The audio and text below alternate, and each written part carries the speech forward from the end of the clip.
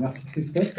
Super sympa. Du coup, on a bien compris que tu avais audité et du coup, il y avait des choses à faire. Et donc, très souvent, nous, on arrive.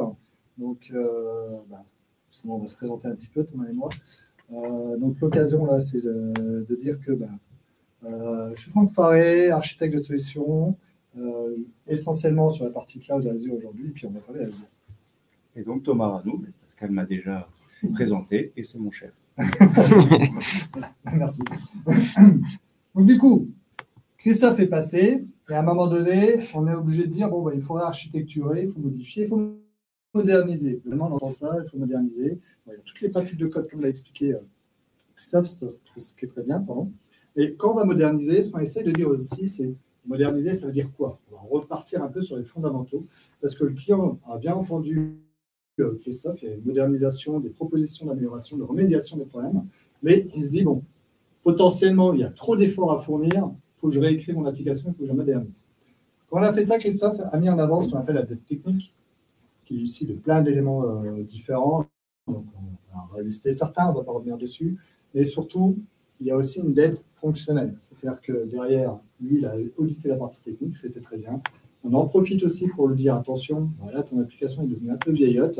Fonctionnellement, tes ergonomies sont plus adaptées, l'expérience utilisateur n'est plus là, l'IHM n'est plus vraiment au bout du jour. On a des fonctions basiques qu'on retrouve dans les nouveaux produits, qu'on ne retrouvera pas là. Et puis, par exemple, il y a des nouveaux usages, ils ne peuvent simplement pas les mettre parce que justement, la partie technique, on ne va pas le supporter. Donc, fonctionnellement, ça ne tient pas la route. Fonctionnel, c'est aussi le métier qui se cache derrière. Donc, quand on parle de dette d'ergonomie, moi, j'aime bien aussi rappeler aux clients que la partie ergonomie, ce n'est pas que ce qu'il y a sur les applications front office. Les applications back office, c'est aussi du métier. C'est aussi quelque part du chiffre d'affaires qui rentre. C'est-à-dire, quand vous employez des gens à faire des opérations qui ne sont pas ergonomiques, qui doivent y passer 3 heures par jour, alors qu'ils pourraient passer 10 minutes avec une belle ergonomie, c'est autant de temps gagné. Et donc, du coup, c'est du chiffre d'affaires qui est passé sur autre chose. Et derrière tout ça, là, une fois qu'on parle de ces dettes-là, l'idée, c'est de faire en sorte que, justement, on arrive à se dire, je veux apporter de la valeur dans ma nouvelle version. Donc, c'est ça, moderniser. C'est embarquer tout ça. C'est, je veux casser les dettes pour apporter de la valeur. Et pour apporter de la valeur modernisée, on a un super outil qui s'appelle Azure aujourd'hui et qui nous offre plein de Lego.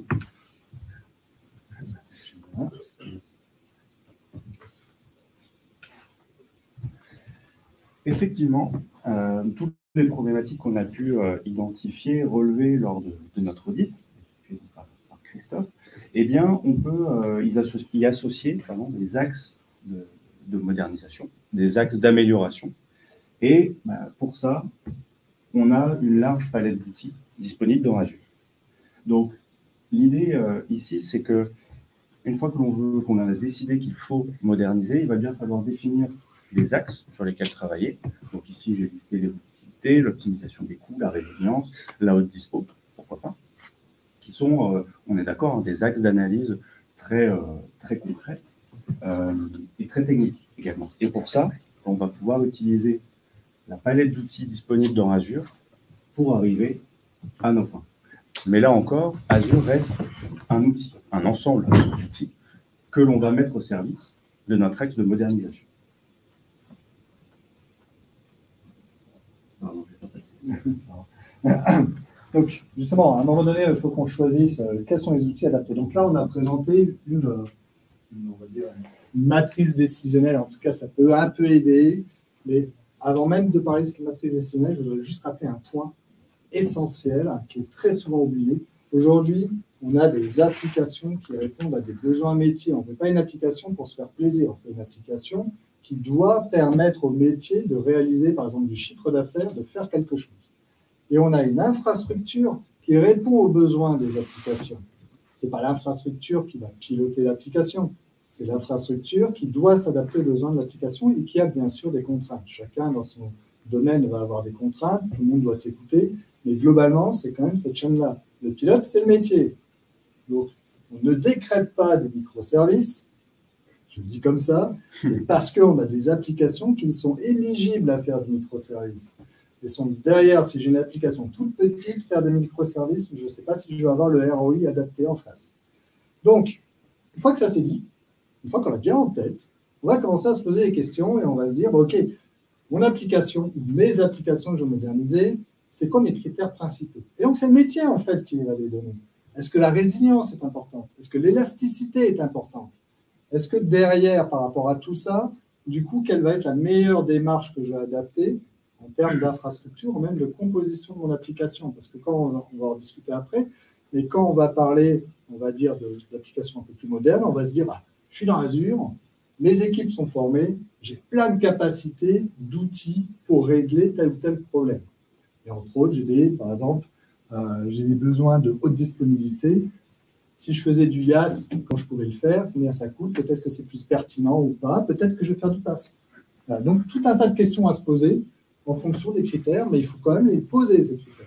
Et souvent, on a des clients, ils ne se posent juste pas la question en disant, bah, ouais, je vais dans Azure. C'est cool, mais ce n'est pas suffisant. Ce n'est pas comme ça qu'on modernise, en tout cas. Merci. Donc, effectivement, lorsque l'on veut aller dans Azure, on va avoir un ensemble de possibilités très large et il va falloir faire un choix, un ou des choix. Le premier choix, on va dire, va être d'adresser une catégorie de services. Donc, lorsque l'on démarre ici, donc on a forcément notre application on-premise. Donc ici, bon, c'est du .NET, une base de données relationnelle sur nos serveurs chez nous. Très bien. La première chose que l'on peut être tenté de faire, c'est un simple rehosting applicatif grâce au IaaS. Donc, le IaaS, c'est la machine virtuelle dans Azure, le réseau, voilà, un ensemble de composants qui, au final, vont vous permettre de faire du cloud, mais comme si c'était sur votre propre data center. Vous allez, au final, utiliser Azure de la même façon que si les machines étaient hébergées chez vous. C'est le lift and shift. Exactement, c'est du lift and shift, tout à fait. Donc ici, il s'agit d'un simple rehosting. On pop des VM, on y installe nos applications, on y installe nos bases de données, et on est content. Ou pas, suivant nos besoins, justement. Mais en fait, ce qui est sympa avec cette approche, en profitant ce qui est sympa avec cette approche, c'est qu'au final, toutes les sociétés ne sont pas forcément matures pour faire le pas pour aller vers le cloud. Donc, l'étape IaaS permet de mettre un premier pied dans cette approche-là et de se dire, OK, donc, je vais changer mon fusil d'épaule, je vais me mettre dans Azure, je vais faire du IaaS. Le IaaS, pour ceux qui ne maîtrisent pas encore, c'est bien la partie, j'ai plus le data center on-prem, donc je ne m'occupe plus du câblage, je ne m'occupe plus des machines elles-mêmes, je m'occupe des VM et en fait des usages de ces machines. Donc, j'ai moins de complexité à faire du IaaS. La première étape, ce n'est pas la cible, on est bien d'accord. En général, aujourd'hui, ce n'est pas ce qu'on cible. Mais pour certains qui sont vraiment, on va dire, un peu réfractaires, le IaaS va permettre d'aller un peu plus en avant. Et pour beaucoup de clients, effectivement, c'est leur stratégie initiale de bascule dans Azure, c'est de se dire, j'ai un data center et j'en veux plus. Je ne veux plus avoir à gérer un bâtiment, à gérer un serveur, du refroidissement, de l'électricité. Et il faut que je m'en sépare et que je m'en sépare vite. Du coup, qu'est-ce que je fais? Je prends un cloud provider, Azure bien évidemment, et je pop une VM pour une VM que j'avais sur mon infrastructure on-premise. Voilà. Un lift and shift, tout ce qu'il y a de plus basique. Ensuite, on a une approche qui est déjà un petit peu plus intéressante, qui est ici l'approche Cloud Optimize, qui va être basée en fait sur l'utilisation de services managés. Alors, un service managé, qu'est-ce que c'est? C'est un service qui vous permet quelque part de vous concentrer sur votre besoin applicatif plutôt que d'avoir à gérer derrière une machine virtuelle, du réseau, toute la plomberie qui va bien autour. Donc, si on prend un exemple, mon application ici, eh bien dans Azure, j'ai un service managé qui va me permettre de l'héberger très simplement. C'est Azure App Services. App Service, c'est un service managé où, en gros, vous allez choisir un runtime d'exécution. Vous allez renseigner si vous faites du Java, du .NET, du Python, ou si vous voulez héberger un conteneur Docker. Vous allez choisir une stack system. Est-ce que vous faites du Windows ou du Linux? Et derrière, c'est Azure qui vous déploie, au final, l'infrastructure au sens machine et réseau qui va bien pour héberger votre application. Mais vous n'avez plus besoin de vous soucier de votre machine virtuelle, de ses mises à jour, et de sa sécurité. Ce qui est sympa aussi avec cette approche-là de modernisation, c'est quand vous avez des applications qui sont, on va dire, un peu classiques, comme une application web, des API, ce type de choses, quand vous arrivez avec le Cloud Optimize, typiquement, vous commencez à mettre le doigt dans, OK, c'est quoi un cloud? Et donc, vous avez souvent des complexités qui vont être du style, bah, ouais, j'attaquais en dur, par exemple, un chemin réseau, où je faisais référence spécifiquement à des adresses IP, etc. Donc là, en fait, vous mettez le doigt dessus, c'est progressif. Et du coup, vous allez pouvoir finalement moderniser, entre guillemets, les différents services et donc faire en sorte que justement, progressivement, vous allez migrer vos applications. Vous avez directement certains avantages qui sont bénéfiques. Si on prend un Azure, par exemple, vous ne l'avez pas mis en place directement, vous avez codé correctement ou pas, sinon ce qu'aura dit Christophe auparavant. Mais par exemple, vous avez un super service, je l'adore, c'est Application Insight, qui va vous permettre d'avoir des éléments de télémétrie sur votre application. Ça ne coûte rien à mettre en place, mais ça apporte tellement de valeur lorsqu'on passe, par exemple, dans un service Azure. C'est-à-dire que là, ce qui est intéressant, c'est de se dire qu'on est dans une démarche de modernisation. Et on peut commencer par migrer par petits blocs. Et puis, l'avantage de Azure, c'est que vous avez des services que vous pouvez injecter progressivement. Vous n'êtes pas obligé de tout faire d'un coup. Vous n'êtes pas dans une approche Big Bang. Et là, pour le coup, ça nous permet d'aider le client à se dire, OK, c'est cool, je peux y aller, je ne suis pas obligé de migrer tout mon parc applicatif et je ne suis pas obligé de faire un Big Bang de mon SI pour y aller. Donc là, effectivement, le service manager, voilà, son but, c'est rester focus sur son code. Au final, c'est ce qui a de la valeur, sans s'embêter avec le système sous-jacent. Donc là, on est dans une approche déjà de modernisation, comme Franck le disait, mais avec un impact sur le code source qui est quand même assez minime pour s'adapter au final au service manager. La dernière approche que l'on voit ici, c'est l'approche cloud native. Donc là, on parle effectivement de microservices, on parle de composants serverless. Et là, l'idée de cette approche, c'est de se dire, j'ai mon application. Là, on est plutôt sur une approche de réécriture, plutôt que du rehosting, comme auparavant. Là, on part d'une application existante. Et l'idée, c'est de se dire, j'ai des nouvelles fonctionnalités ou alors j'ai des bouts de mon application que je peux facilement isoler. Je vais choisir le bon service dans Azure pour l'héberger indépendamment du reste. Donc, par exemple, l'utilisation de fonctions, l'utilisation de conteneurs, pourquoi pas dans un AKS, on n'est pas obligé. Le but étant de choisir le service le plus optimal pour son besoin applicatif. Là encore, qui est, pourquoi pas, des problématiques de performance, de scalabilité, de résilience. Voilà. Donc ça, c'est l'approche cloud native.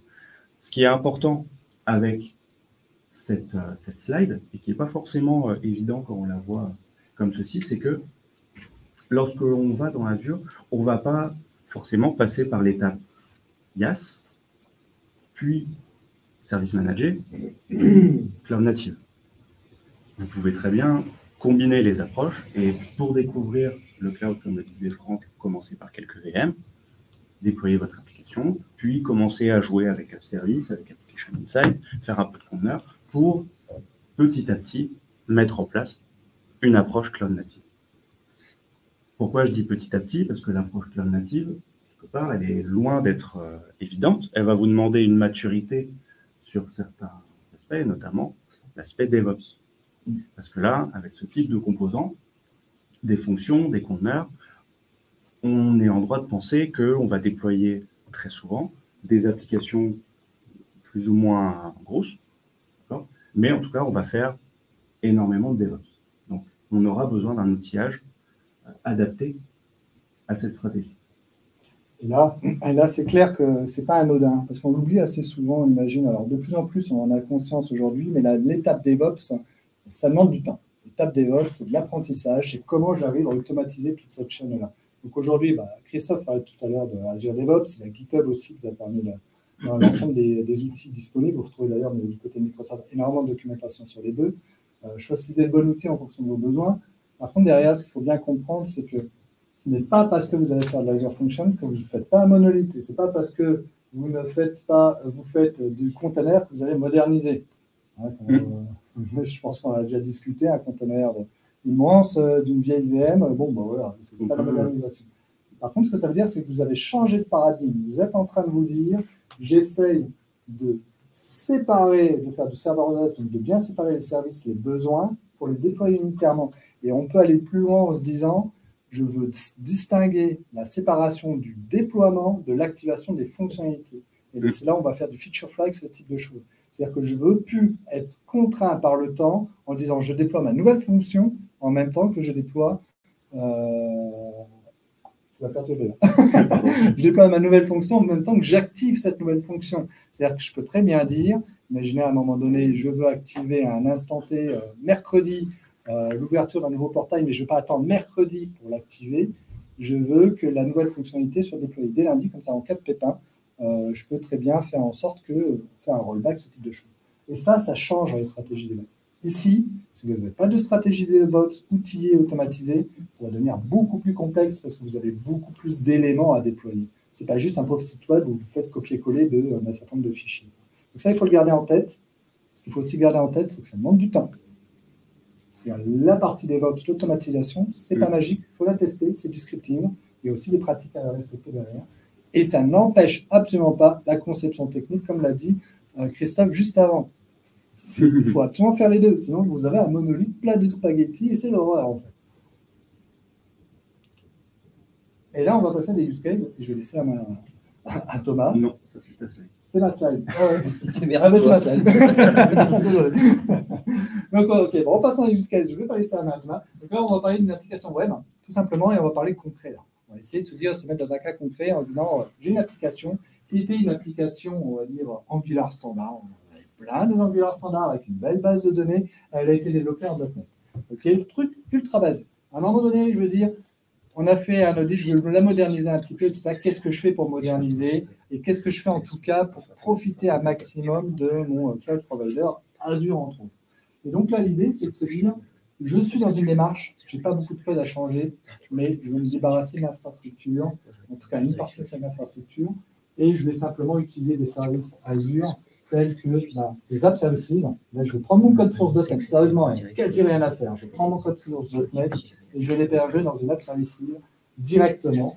Si j'ai codé à peu près correctement, et si tu as dit Christophe, normalement, je devrais confirmer, si je codé à peu près correctement, j'aurai très peu de modifications de code à faire. Et en fait, je vais bénéficier d'entrée de jeu de tout ça. C'est-à-dire que je vais avoir l'hébergement manager, c'est-à-dire des SLA fournis par Microsoft. Je vais avoir l'autoscaling qui va être configurable. Je vais automatiser un certain nombre de tâches parce que j'ai directement tous les accès dans Azure DevOps ou dans GitHub. J'ai du monitoring qui est clé en main qui est là. Et puis, j'ai toute la configuration HTTPS, TLS, etc. La totale qui est derrière. Et j'ai rien fait. C'est-à-dire que quand je veux mettre ça pour l'expérience, on a fait l'exercice. Allez, je prends le code. En 10 minutes, c'est fait. Un peu plus, hein, quand même.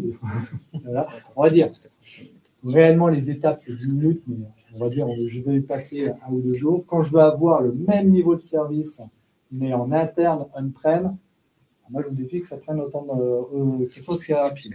En général, le temps de créer les tickets, le temps de faire les machins, etc. Bon, on a perdu du temps. Et puis derrière, le côté auto-scaling, pour l'avoir, on a intérêt d'avoir des services là, ça va prendre du temps. Qui soient au taquet. Et en général, on va surdimensionner pour avoir la capacité de répondre à des pics.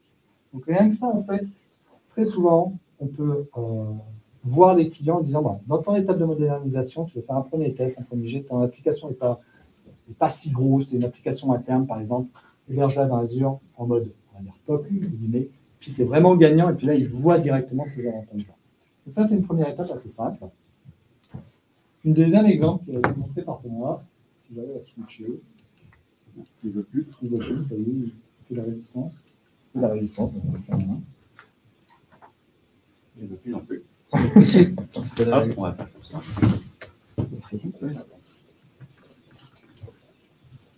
J'ai trop parlé. Ça on peut profiter d'une question. Vas-y, ah oui, il a vraiment monté. Dans le slide, juste avant, en fait, dans la dernière partie des applications cloud native, il y a une séparation verticale entre, on va dire, applications classiques, .NET, avec tous les paradigmes d'architecture, Docking Code que Christophe a présenté. Après, on a, je pense, un nouveau paradigme, en fait, une nouvelle façon de penser les applications avec le cloud native. Parfois, j'ai l'impression que, en fait, elles sont un peu contradictoires. En fait, c'est pas la même façon de penser les applications. J'ai essayé de le dire comme ça, justement. C'est pas vrai, c'est pas contradictoire.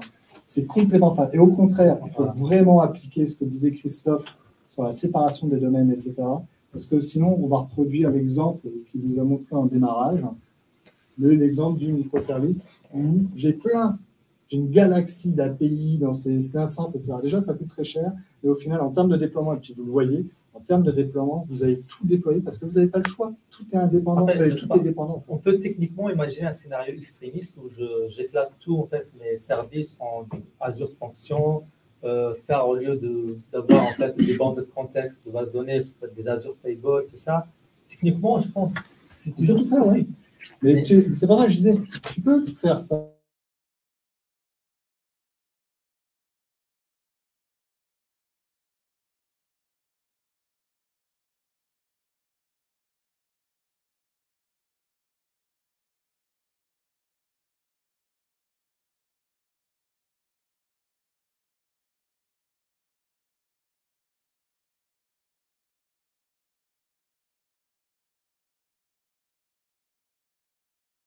T'amène, te drive, voire tes contraintes parfois, à implémenter les bons principes que n'importe quelle application devrait implémenter on-prem. Parce que tu as des modèles très granulaires, parce que les services natifs qui sont là t'amènent de faire dans une fonction, dans sa relation, dans le découplage. Donc, tous ces modèles qui sont forcés quelque part. Tu peux faire du n'importe quoi aussi si tu veux. Mais c'est plus difficile de faire du n'importe quoi que de faire du bien. Si tu suis le pattern, de cloud, exactement. Le bon pattern. Si tu veux faire n'importe quoi et mettre toute ta VM dans un container, tu peux le faire. Mais tu te rends compte toi tout seul que tu fais n'importe quoi. Et beaucoup plus loin, en allant vers les services de type et tout ce qui est serverless, et tout ce que tu veux. C'est vrai que tu as un cadre. Mais pour autant, tu peux très bien. Voilà. Tout ce qui est service eventing, tout ce qui est event hub, et allant vers les services de type data, même avec les data lake, avec des, comment ça s'appelle, le Synapse qui va beaucoup plus loin qu'un data warehouse normal et tout ça. Je ferme la parenthèse, mais je pense que c'est ça le sens. Tout ça combiné avec la partie cloud DevOps, avec des pratiques comme Azure DevOps ou GitHub, tout ça, ça t'amène sur le bon chemin quelque part. Moi, ça m'assure qu'à appliquer, c'est ce que Christophe dit. Ça m'assure que, en fait, l'idée, c'est de ne pas, en fait, abolir la façon classique de développer des applications. Et en fait, quand tu veux transformer une application en cloud native, tu te rends compte quelle connerie tu as fait avant. Si tu as fait une bonne application avant, tu vas cloud native comme un train. Si ce n'est pas bon, c'est là où tu te rends compte. Et c'est ça le challenge de toutes les grandes entreprises, c'est ça. Il y a le le modèle lift and shift, on y va, paf, voilà. Mais par contre, quand on doit être cloud natif, là, les applis, on doit les revoir un peu. Après, même si tu as le cadre du service manager, tu as toujours derrière la complexité de configuration et puis l'architecture globale que tu mets en place dans Azure. Donc, tu peux tout à fait faire tout et n'importe quoi, du très bien ou du très mauvais, même si tu as effectivement un cadre qui est là, présent au départ, pour t'aiguiller, on va dire, te structurer. Tu sais que tu pars, a priori, sur de bonnes bases, mais ta vigilance, quelque part, elle va être ailleurs. Elle va être dans la configuration des services, dans ces interconnexions avec les autres composants Azure, plutôt que dans ton système en lui-même. Je pense qu'il faut que tu gardes en tête, c'est que les composants doivent répondre à des enjeux. Par exemple, chacun de tes services, chacun de tes tu es obligé de réactiver si tu fais du métier quelque part. Là où avant,